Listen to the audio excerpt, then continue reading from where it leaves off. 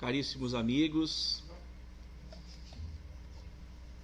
amigos, queridas irmãs, queridos irmãos, nosso muito bom dia a todos. Em nome da diretoria e dos trabalhadores da Sociedade Espírita Caminho da Luz, nós damos as boas-vindas a todos que aqui se encontram na manhã de hoje. E também vamos dando as boas-vindas e agradecendo pela presença virtual de todos os nossos irmãos e irmãs que nos recebem no interior dos vossos lares, através das mídias sociais, que estão nos acompanhando na manhã de hoje. Que todos nós possamos nos sentir envolvidos nas vibrações benéficas e amorosas dos benfeitores que aqui estão trabalhando em nosso favor. Para darmos início aos trabalhos da manhã de hoje, nós convidamos a todos para nos concentrarmos e acompanharmos uma leitura deste livro Sabedoria Todo o Dia, de Lourival Lopes. A lição 289 nos diz o seguinte: converse consigo mesmo, diga para si mesmo que, se até hoje não fez o que devia, vai fazê-lo daqui para frente. Se chegou a cometer erros, que os evitará. Se não tem amado, que amará. Se não tem visto as suas qualidades, que as olhará. Se vem reclamando, que não reclamará. Se não louva a Deus, que o louvará com alegria e amor. Uma conversa íntima, bem feita, propicia-lhe serenidade, progresso e alegrias. De dentro lhe vem uma voz que aponta os caminhos e tira-o das encruzilhadas, das indecisões, dos problemas. Aproveite a conversa interior. Quem pergunta a si mesmo recebe as respostas do Deus interior. E assim então, queridos irmãos e irmãs, convidamos a todos para neste momento silenciarmos os nossos corações, elevarmos os nossos pensamentos aos benfeitores espirituais que, em nome do Mestre Jesus, estão trabalhando em nosso favor. E junto com esses irmãos de luz do mundo espiritual, pedirmos a Deus, nosso Pai Criador e Senhor das nossas vidas, o amparo para os trabalhos que começam nesta instituição de luz. Que todos nós, Senhor Deus, que na manhã de hoje nos encontramos reunidos em nome do Mestre Jesus, possamos receber todas as vibrações benéficas para o fortalecimento do nosso corpo e da nossa alma. Que tudo aquilo que nós necessitamos, Senhor, para nos fortalecer para as lutas do dia a dia, nós possamos conseguir.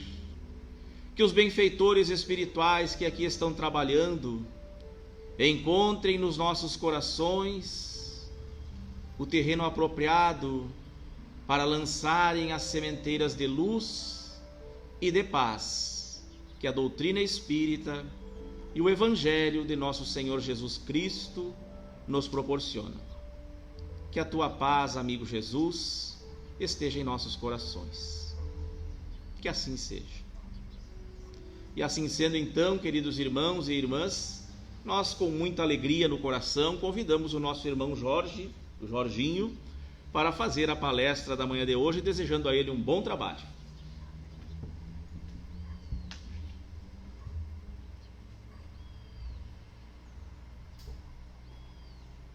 Bom dia a todos, que possamos nos unir de coração e com a mente para nos elevarmos a Jesus, que é o nosso guia, nosso condutor para a vida eterna, para a felicidade. Hoje o tema é: não saiba a vossa mão esquerda o que dê a vossa mão direita. Aí eu pergunto, você se considera caridoso? Pratica caridade diariamente? E como que você faz isso? Com familiares, com os estranhos por quem passa, os colegas de trabalho? E de si mesmo, do que não levamos depois da morte do corpo, você dá alguma coisa?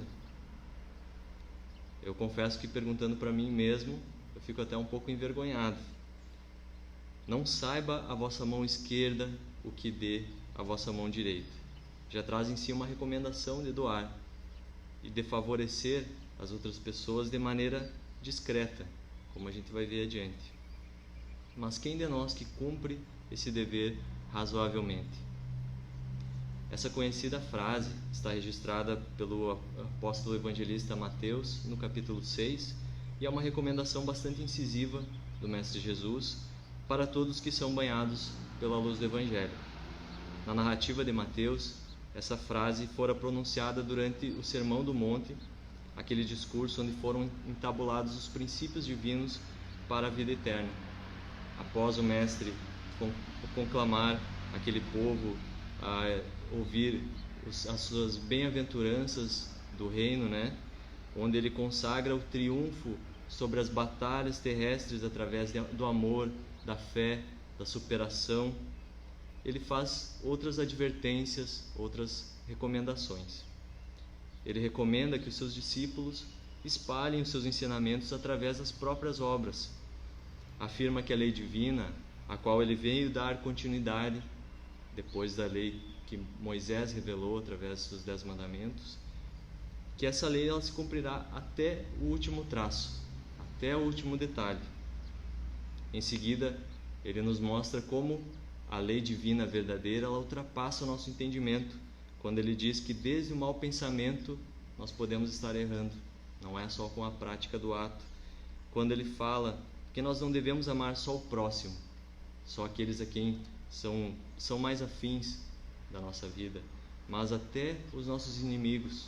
Então ele nos mostra que a lei vai muito além do que entendemos. E em seguida ele dá algumas orientações para a prática do bem, da seguinte maneira, está lá no capítulo 6, então no início. Tende cuidado em não praticar as boas obras diante dos homens para serem vistas, pois do contrário não recebereis a recompensa de vosso Pai que está nos céus. Assim, quando derdes esmola, não façais tocar a trombeta diante de vós, como fazem os hipócritas nas sinagogas e nas ruas, para serem louvados pelos homens. Digo-vos em verdade que eles já receberam a sua recompensa. Quando derdes esmola, não saiba a vossa mão esquerda o que faz a vossa mão direita, a fim de que a esmola fique em segredo, e vosso Pai, que vê o que se passa em segredo, vos recompensará. Então, a primeira advertência que Jesus nos dá nesse trecho é para que as nossas boas obras sejam praticadas, não para que sejam vistas pelos homens, pelas pessoas. E o Kardec, no capítulo 13 do Evangelho segundo o Espiritismo, ele traz por título justamente essa frase que ora nós analisamos. Ele inicia ressaltando o mérito daquele que faz o bem sem ostentação, a superioridade moral daquele que esconde a mão que dá alguma esmola, algum benefício. É interessado somente que o bem aconteça, não importa quem que faça esse bem. Ou faz o bem evitando aquele reconhecimento, esperando a gratidão do outro, ou uma compensação que não seja a do próprio espírito em sentir-se desenvolvendo os seus potenciais. Podemos até praticar as boas obras diante das pessoas, mas que não seja para que elas vejam. Não importa que as pessoas estejam vendo, não é esse o problema. O egoísmo está em ficar esperando que elas vejam e reconheçam a nossa iniciativa. Não parece mais real a caridade quando não tem interesse nenhum em reconhecimento? A que se opõe ao egoísmo, que busca, na verdade, atender algum interesse próprio, aquele de se ver louvado pelo ato realizado.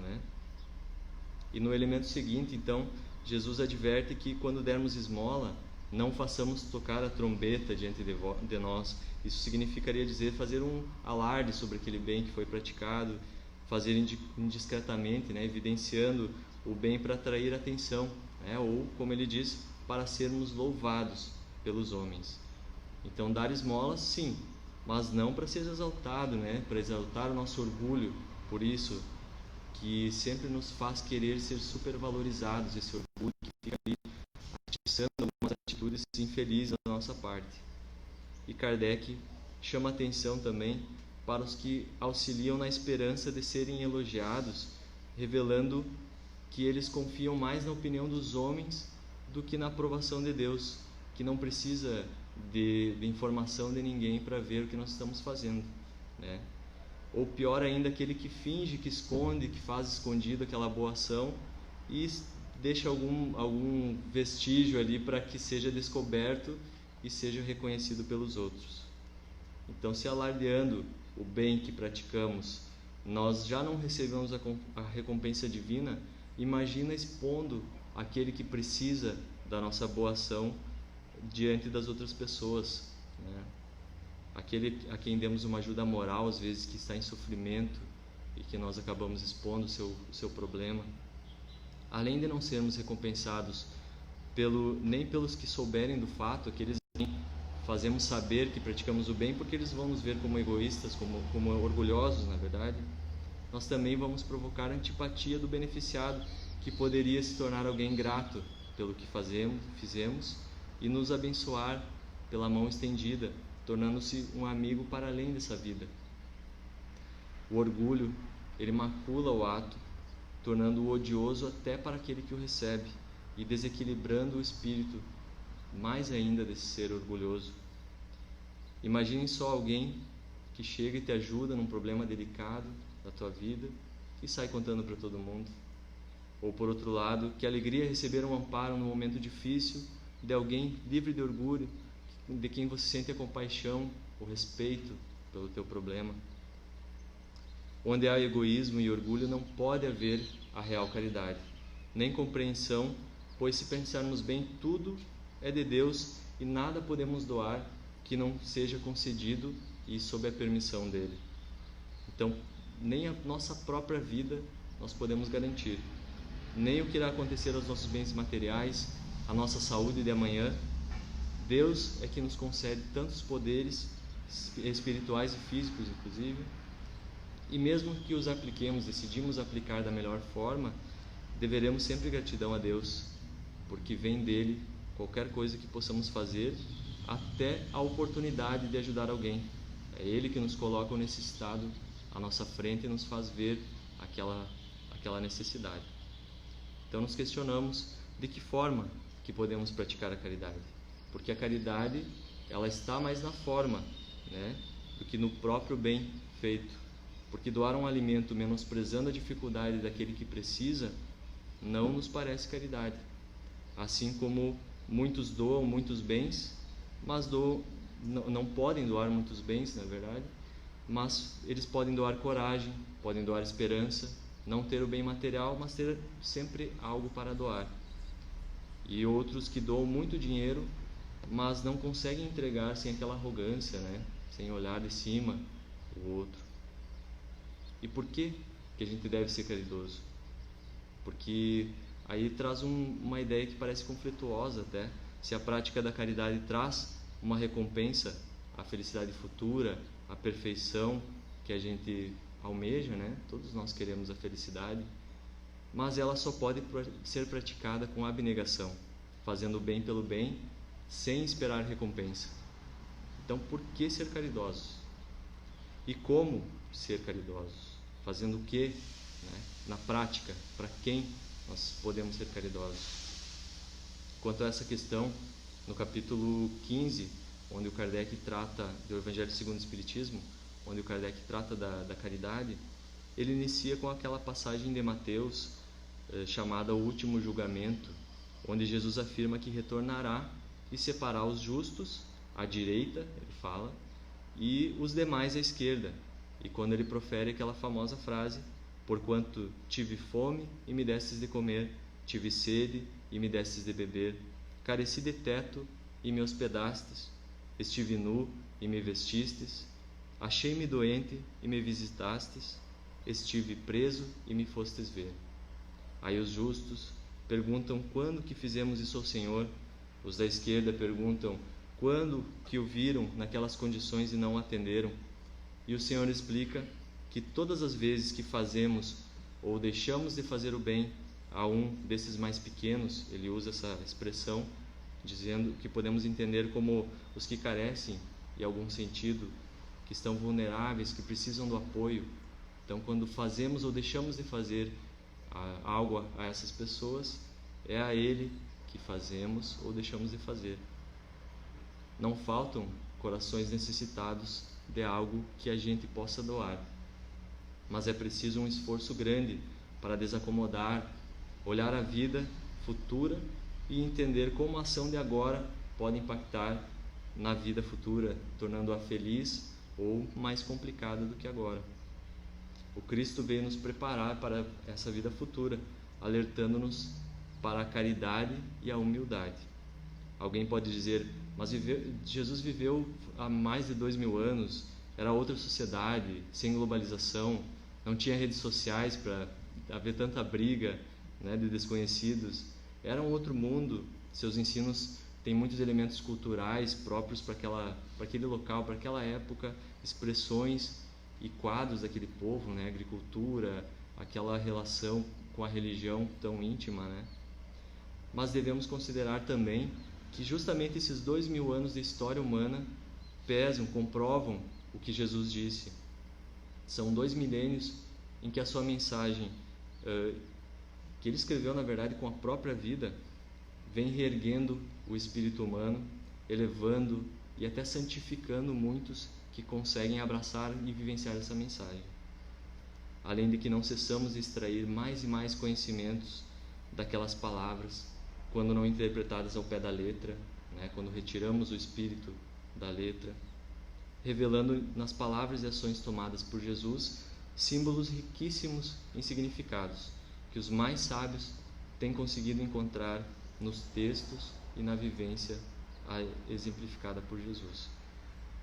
A doutrina espírita, por sua vez, veio comprovar como que é possível sermos almas imortais, filhas de Deus, como a justiça e o amor divinos revelados por Jesus se cumprem de forma lógica para quem tem a conduta reta, da prática da caridade para a felicidade eterna e futura, o desenvolvimento das virtudes, bem como a relação com os nossos irmãos, que como quem percorre, né, nós todos, um percurso caminhando em grupo, não sozinhos, e estando no final desse percurso a perfeição, a felicidade.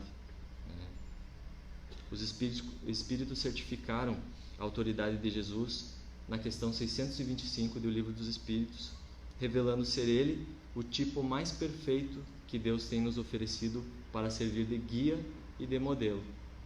Guia porque Ele nos conduz nesse caminho da perfeição, ou seja, se Ele nos conduz, nós devemos caminhar. É nós que vamos caminhar. Ele não nos carrega nos braços, mas Ele mostra o caminho que Ele já percorreu, que Ele conhece e vai saber nos fazer evitar os perigos, as quedas, e nos ampara quando necessário, mas faz com que empreguemos as nossas forças para trilhar esse caminho. E é modelo porque Ele é um parâmetro, é um molde que devemos aspirar a parecer, é o projeto humano executado até o final, com perfeição. Então é o que precisamos imitar, a nossa maneira, não é uma imitação cega, né? Não precisamos largar tudo e sair pregando pela rua, usando manto, né? Aquelas roupas da época. É seguir a sua moral dentro do contexto em que nos encontramos. E o Kardec, comentando essa questão, inclusive ele fala que Jesus é o tipo da perfeição moral que a humanidade pode aspirar na Terra. Então a humanidade, né, meus irmãos? Homens e mulheres, crianças, ricos ou pobres, jovens ou velhos, enfermos ou sãos, europeus, africanos, americanos, todos nós estamos incluídos e nesse guia, nesse modelo. Todos nós devemos seguir esse mesmo modelo. Aliás, durante todas as épocas da humanidade houveram pessoas que o seguiram e se iluminaram nos diferentes contextos, nas diferentes realidades em que nos encontramos na Terra. Então a linguagem, as roupas, os termos, pouco importam. Importa realmente ter um coração que busca amar sem entraves, que auxilia sem condições. Então nós devemos confiar no que Jesus disse, atendendo aos mais necessitados, que estaremos fazendo o bem diretamente ao Senhor, que se interessa pela felicidade de todos nós. Confundimos muito o que devemos fazer, como encontrar quem são os necessitados. Mas Kardec vem em nosso auxílio como pedagogo, professor, e coloca na sequência da passagem do último julgamento que mencionamos, a parábola do bom samaritano, que ajusta o nosso entendimento para a prática do amparo aos irmãos necessitados.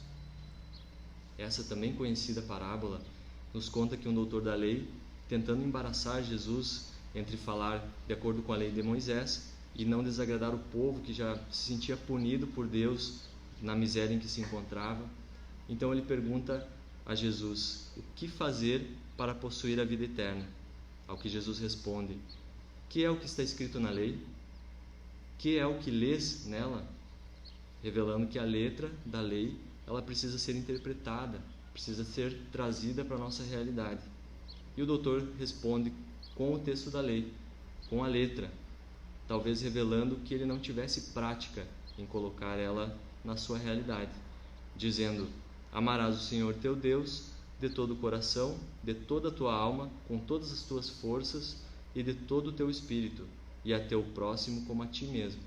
Exatamente como está lá em Deuteronômio, que faz parte da lei de Moisés. Então disse-lhe Jesus: respondeste muito bem, faze isso e viverá.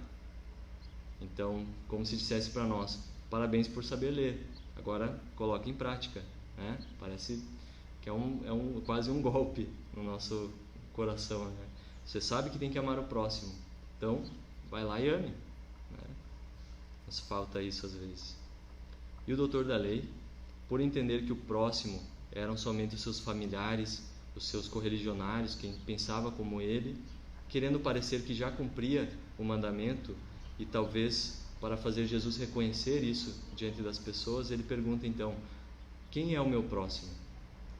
Quando então Jesus conta a parábola do bom samaritano, dizendo que um homem, sem dizer se ele era judeu, nem rico ou pobre, descia de Jerusalém e foi assaltado, agredido e largado semi-morto, quando foi visto por um sacerdote, que também descia de Jerusalém, e posteriormente por um levita, que passava por ali, e pelos dois ele foi ignorado. E um samaritano que viajava, ou seja, ele fazia um longo percurso, e naquelas regiões desérticas, fazer esses longos percursos exigiam cuidado com seus recursos, né? Um controle grande. Esse samaritano foi tocado de compaixão, teve piedade, teve simpatia, atou os ferimentos e colocou óleo e vinho para pensá-los, colocou o ferido em seu cavalo e levou-o até uma hospedagem para que se recuperasse, pagando todas as despesas, e seguiu viagem, comprometido a pagar qualquer outro gasto que esse ferido fosse causar.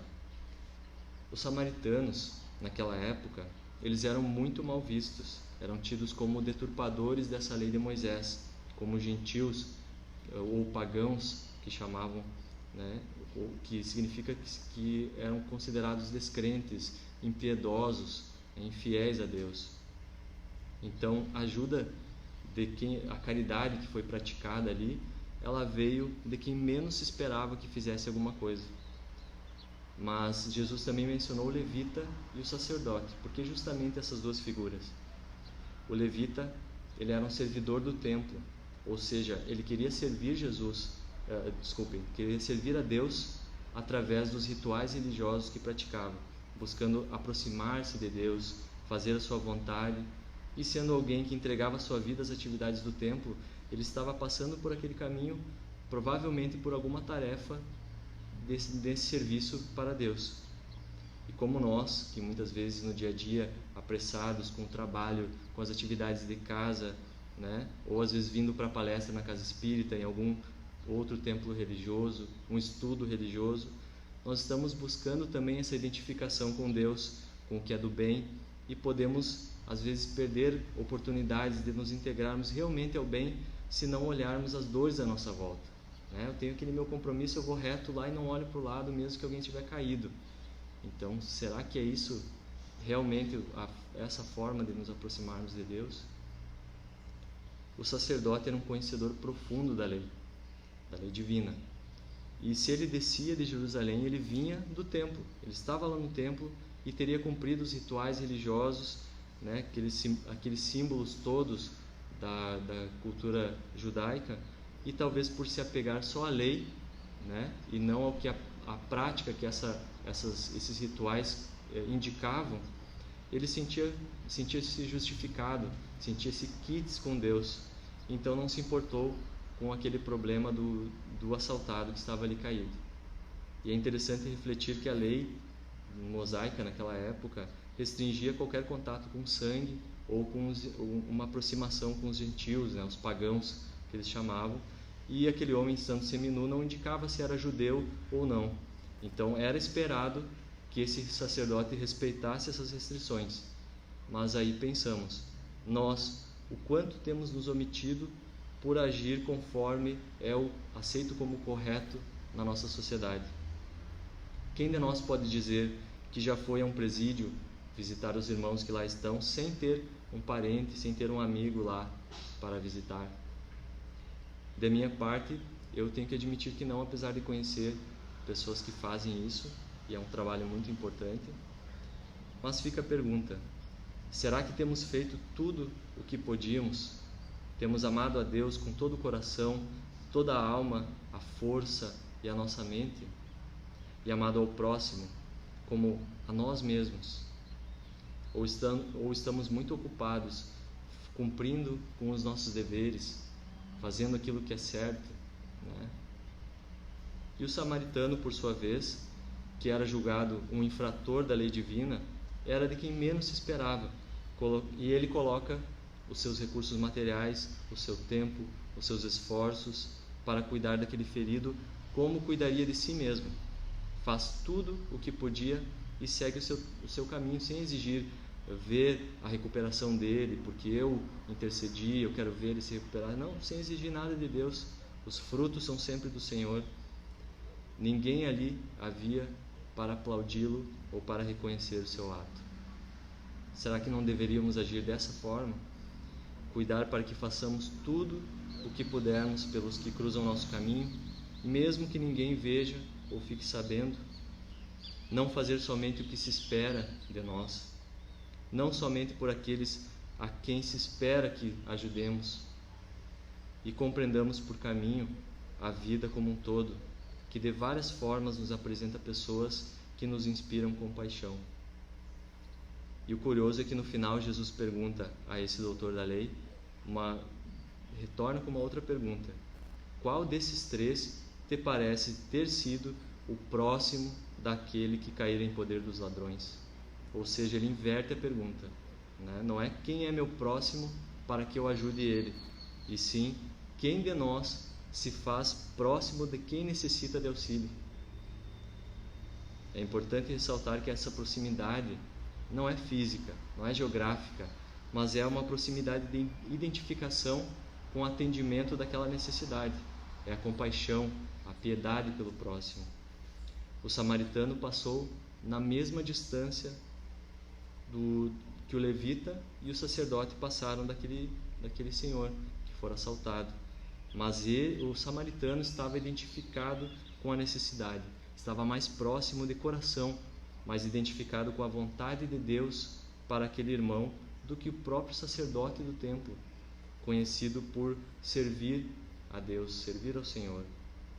Lembrando que, segundo a outra passagem do Evangelho, atendendo os pequenos é que serviremos o Senhor, né? E voltando lá na questão 625 do Livro dos Espíritos, onde os espíritos afirmam que Jesus é o guia e modelo da humanidade, Kardec comenta que, sendo ele o mais puro de quantos têm aparecido na Terra, o Espírito de Deus o animava. Mas como assim o animava? Sem entrar em conceitos mais complexos, que eu mesmo não domino, podemos dizer sim que Jesus se identificava com Deus. A vontade divina o motivava a fazer o que fazia. Que Jesus buscava atender à vontade de Deus porque a compreendia, porque alcançou a sintonia com Deus. Por isso que o Espírito de Deus o animava. Precisamos considerar, pela amplitude do ensinamento do Cristo, que a fome, a sede, o desamparo, a prisão podem não ser os do corpo, mas os do espírito. Podemos sentir a fome do entendimento, a sede de consolo, o desamparo diante do medo e a prisão da ignorância. E quem souber perceber e nos auxiliar sem pretensão de reconhecimento, sabendo minimizar o nosso constrangimento em precisar da ajuda de alguém, certamente receberá de Deus e do nosso coração as mais intensas vibrações de gratidão e de amor. Estará mais sintonizado com Deus, será animado por Deus. E que linda imagem de fraternidade verdadeira, acima dos laços sanguíneos e de opiniões, em que todos nos damos as mãos para nos aproximarmos de Deus, do amor divino. Arriscando-nos numa interpretação mais específica dessa parábola, lembramos de um episódio do programa Evidências NT, que é apresentado pelo teólogo, arqueólogo e filósofo Dr. Rodrigo Silva, em que ele nos ensina que designar a mão esquerda ou direita nas passagens bíblicas era muito simbólico, porque a mão direita era a que se usava para comer, né, eles comiam com a mão, para cumprimentar as pessoas e para escrever, enquanto que a mão esquerda era com a qual se fazia higiene, e por isso não se usava a mesma mão para comer e para cumprimentar as pessoas. Então o lado esquerdo, inclusive, e o lado direito foram utilizados em muitas passagens para referir coisas boas ou ruins, né, como naquela passagem de antes do último julgamento. Então, quando falou Jesus que a mão direita deve doar sem que a mão esquerda saiba, será que ele estaria nos dizendo para silenciar esse nosso lado menos digno, mais crítico, mais agressivo, né, que não se importa muito com os outros? Ou ele estaria nos ensinando a praticar a caridade com a mão direita, com a mão que estendemos ao próximo, para indicar que façamos com o nosso lado melhor, né, com as melhores intenções que pudermos ter? Claro que não estamos afirmando qualquer defeito ou maldição sobre a mão esquerda, né, sobre os canhotos, que inclusive conheço vários, mas é um caso específico de um símbolo que daquela cultura, daquela época, que Jesus utilizou muito, mas porque era compreendido pelas pessoas daquela época. E não só por isso, porque é possível que nós estudemos a cultura da época e compreendamos esses símbolos, e dessa maneira Jesus ensina numa frase simples e em vários outros níveis, conforme cada um tem interesse em buscar e entender o que significam os símbolos, mais profundamente será atingido, será abraçado pelo ensinamento trazido por Jesus. Então, analisando esse ensino de Jesus, reconhecemos que esse mestre é o verdadeiro farol da caridade. Então, precisamos entender como poderia a mão esquerda não saber o que dá à direita, se ambas têm o centro nervoso no mesmo cérebro, controlado pela mesma consciência. Certamente o mestre nos falou sobre a maneira de prestar o auxílio, de fazer a caridade, ou seja, de modo a não ser percebido. Mas, se tratando de verdades infinitas, sabendo que há sempre mais desdobramentos da verdade nas palavras de Jesus, ocorreu-nos também como o nosso corpo funciona, com vários sistemas automáticos. A respiração, a digestão e até o sistema nervoso, tem vários desses processos. O automatismo em nós é treinável, nós podemos disciplinar várias condutas, algo que a evolução natural ela aplica nas criaturas no passar dos milênios.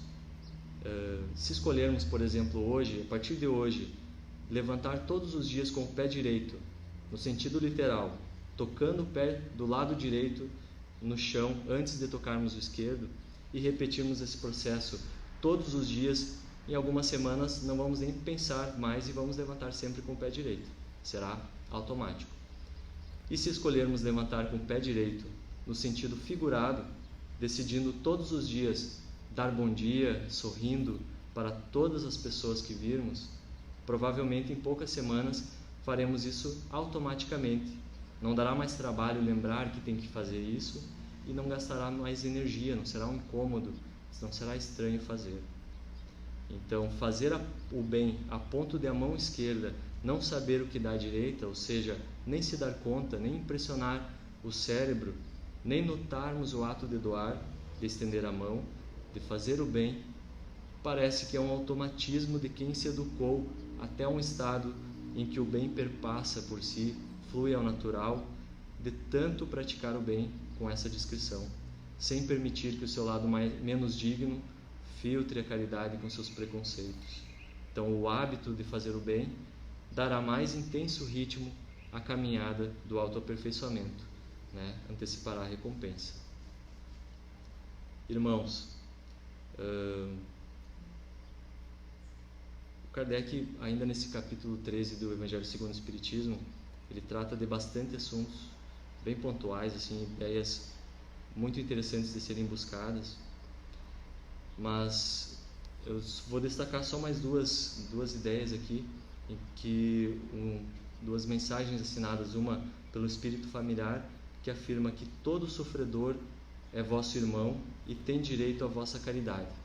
Então, aqui ele diz que o dever de praticar a caridade não é só por nós, mas é um direito que aquele irmão tem e que Deus coloca à nossa frente para que nós cumpramos esse dever. Então, é um direito dele também, não é só nosso dever de fazer. E numa outra mensagem, um espírito protetor afirma que poderemos fazer a caridade por ações, por palavras e até pelo pensamento, quando dirigimos algum necessitado, uma prece, e mesmo pelo silêncio, quando deixamos de criticar, quando silenciamos os pensamentos críticos de julgamento pelo próximo. Então, de tudo que abordamos, fiquem gravados esses compromissos para cada um de nós. Fazer mais do que se espera de si, de maneira discreta e respeitosa, até que nos habituemos a fazer a caridade automaticamente, que ela flua dos nossos atos, dos nossos pensamentos, sem que percebamos. E assim desejamos um ótimo domingo a todos, uma semana de muitas reflexões, de ações no bem e de bênçãos do nosso Senhor Jesus. Um abraço.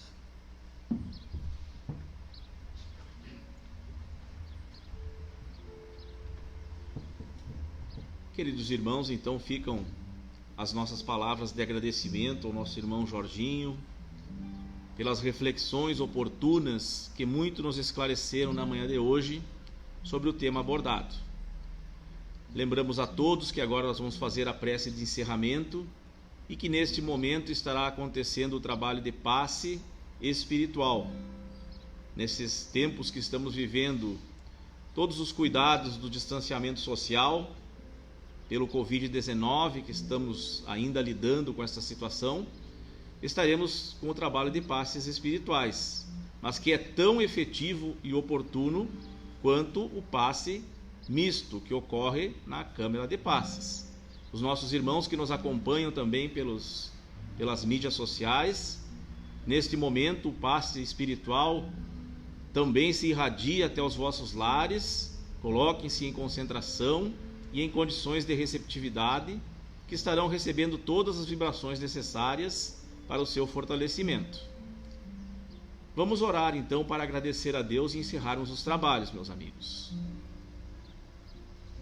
Amigo Jesus, neste momento, Senhor, em que nos sentimos beneficiados e fortalecidos por todos os bálsamos de luz e de paz que recebemos na manhã de hoje dos benfeitores espirituais que dirigem esta casa e que nos acolhem com muito amor, com muito carinho, com muita dedicação, e que direcionaram para cada um de nós, Senhor Jesus, tudo aquilo de que necessitávamos em energias benéficas, em esclarecimento, em consolação. Queremos te agradecer também, Senhor Jesus, por ter estado conosco, nos envolvendo em seu manto de luz, reconfortando-nos com o teu amor. Agradecer por estar conosco todos os dias da nossa vida, em todas as situações diárias, embora muitas vezes, por invigilância, por desatenção nossa, nós não percebamos, Senhor, mas o teu amor e o teu amparo estão constantemente conosco. Queremos te pedir também, Senhor, por todos os nossos amigos, familiares, conhecidos, e mesmo por aqueles que por algum motivo qualquer nós possamos ter ofendido. Por todos, Senhor, pedimos neste momento que essas vibrações se estendam e atinjam os seus corações, de acordo com as necessidades e o merecimento próprio de cada um. E que o teu amor e que a tua paz possam permanecer em nossos corações, hoje e sempre. Que assim seja.